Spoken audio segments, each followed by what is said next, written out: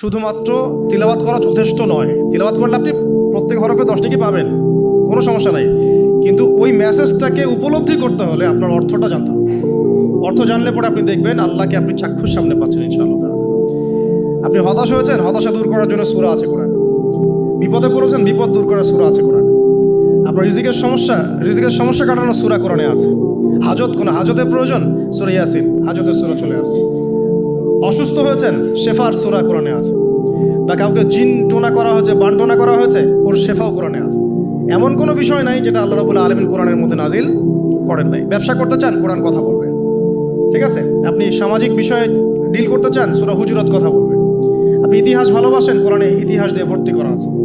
আপনি কাব্য ভালোবাসেন, কবিতা পড়তে ভালোবাসেন, কোরআনের মধ্যে কবিতা দিয়েও ভর্তি আছে। আর রহমান আল্লামাল কোরআন খালাকাল ইনসান, এখানে ছন্দ আছে না? প্রত্যেকটা ছন্দ। ওয়ান নাজমি ইযা হাওয়া মা দাল্লা সাহিবুকুম ওয়া মা গাওয়া ওয়া মা ইয়ানতিকু আনিল হাওয়া, ছন্দ আছে না?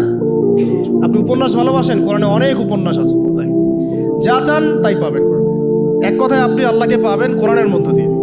তো কোরআনের সাথে যার সম্পর্ক যত বেশি, আল্লাহর মারেফত সে তত বেশি পাবে ইনশাআল্লাহ।